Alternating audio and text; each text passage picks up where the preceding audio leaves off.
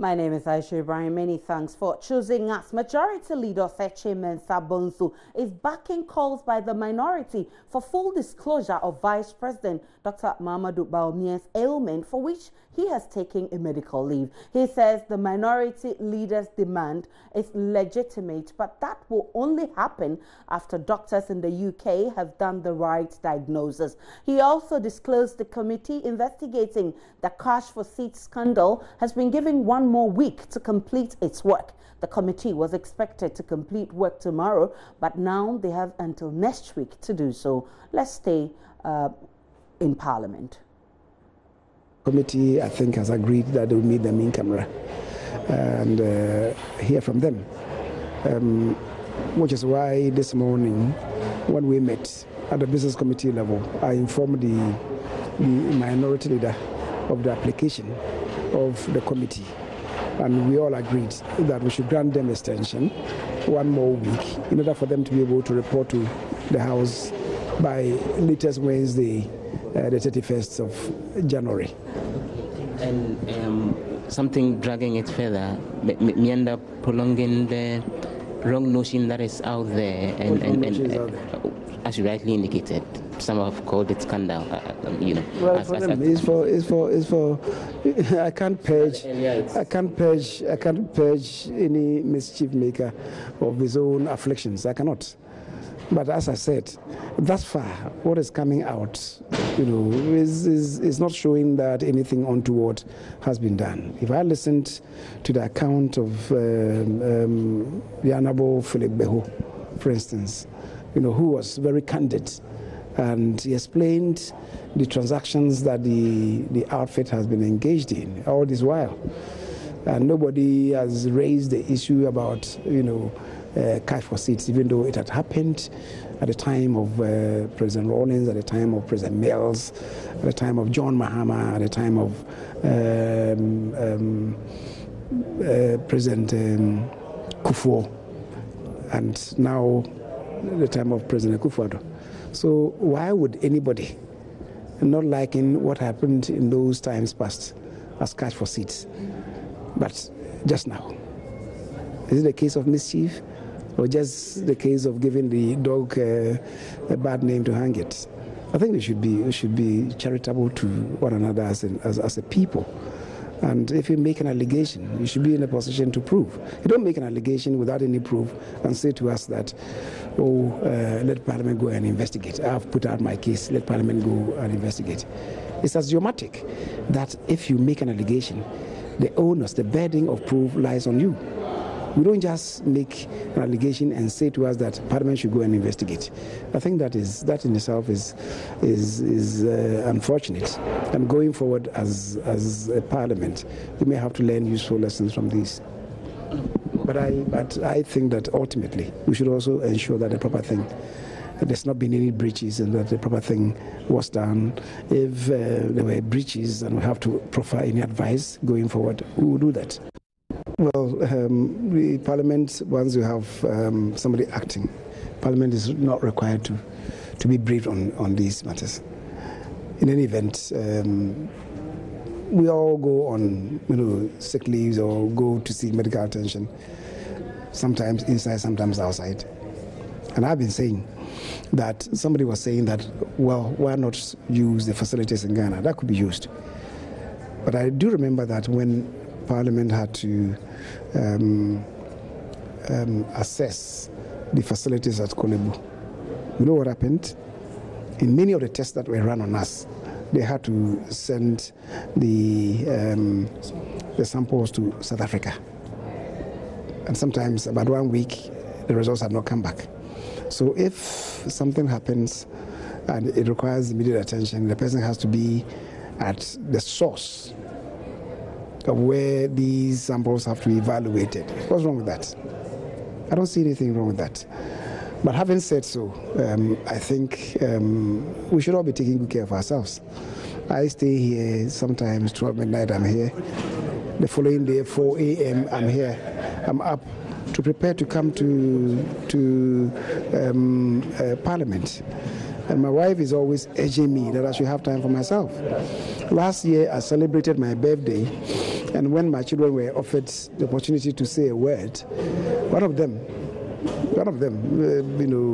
a kid, came out and said to all of us gathered there that I don't have time for the family. The president was sitting there, and he turned to the president, "Can you please liberate my father to spend more time with the family?" I was so much, ashamed of myself. And ever since, anytime he has an occasion, he's hammering on that point. But not until I have time for them, he will continue to say this. Certainly not the best.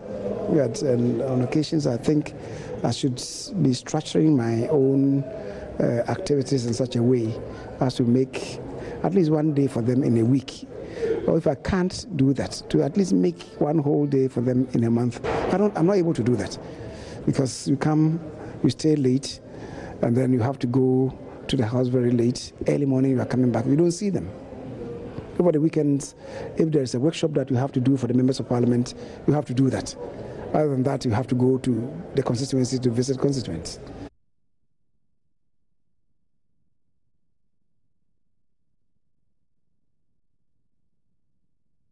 Let's stay in Parliament because the Inspector General of Police, David Asante-Pietu, is also meeting the committee to explain how the police service intends to deal with the issue at hand. Let's speak with Joseph Opoku-Gakpo, our parliamentary correspondent, who joins us on the phone. Good afternoon to you, Joseph Opoku-Gakpo. Tell us, what has been the reaction of MPs in Parliament on this statement by the majority leader about the Vice President's health? Well, you would recall that this is a conversation that started last week, Friday, and even became topical on the floor of Parliament on Sunday when the Speaker of Parliament was sworn in as acting president. The minority leader, Harun Idrisu, made a demand, and to quote him, he was asking the majority side, "Where is our vice president?" And in much clearer terms, his point was that he felt as much as possible Ghanaians need to know the details of what exactly his ailment is and why he's out of the country. The majority leader, in reacting to that, when I spoke to him a while ago, made the point that he thinks this is a good call. This is the same position he held when the NDC was in power and the MPP was in opposition. Even when it came to the health of Professor John Evans Atta-Mills, this was exactly the call that he had. But his position is, well, he should get back from the UK, his doctor should do the necessary diagnosis and come to a conclusion on what exactly is wrong with him, and then they can let Ghanaians know the specific ailment. But he's backing the call for a full disclosure. He's also been reacting to the criticism that's come up from the minority side that they don't understand why he flew out of the country for medical treatment, and said that there were points in time when even parliamentarians went to the Kwalibu Teaching Hospital to get treatment, and samples from them had to be taken all the way to South Africa to get the necessary confirmation. So for him, this is not so much of a big deal. Government is working to upgrade all the health facilities, but then as much as possible, once this was an emergency, he had every right to be flown out of the country. But he refused to go into further details on what exactly is wrong with the Vice President. And as far as he is concerned, Parliament didn't need to be informed officially about that because someone is acting as president, and so that wasn't exactly necessary. But how is the minority responding to the accusation that during their term they refused to also, give a similar information about the president Atta-Mills then? They think that democracy is advancing. They've moved on beyond then, and as a country, things that were done in the past and what is being done now, we should see a constant improvement on it and a conscious effort to expand upon the country's democracy. So they don't see it as a shift in position, as a negative thing at all. In fact, they're actually throwing the question back to the majority side at the moment, and they make the point that they made a similar call when it came to the health of Professor John Evans Atta-Mills. And so with President Akufo-Addo, they expect them to live by those words that they espoused when they were in opposition, and make sure that they abide by them even now that they are in power, and give the necessary full details on the health of the Vice President. Also know that the Vice President, we're told, is responding to treatment.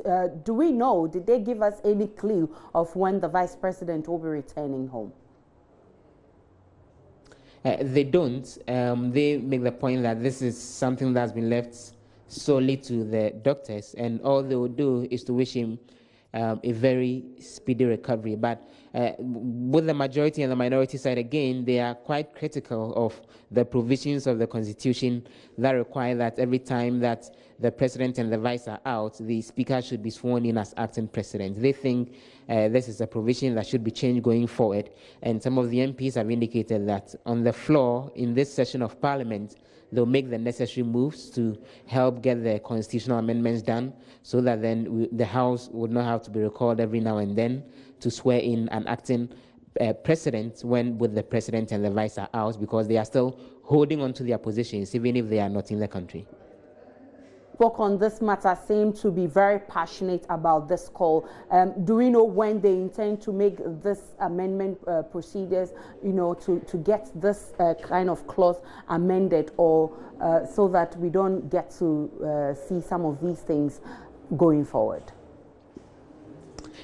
They throw it back to something that the Speaker of Parliament, Professor Michael Quay himself, has said in the past, that he would want to see a situation where individual MPs would be able to move motions and help allow for private members' bill to be introduced on the floor and legislation amended or introduced per the move of a private MP and not necessarily the executive arm of government. They hope that when the green light on that, the ability to make use of private members' bill is given, then they would kick in and try to ensure that the necessary amendments are done.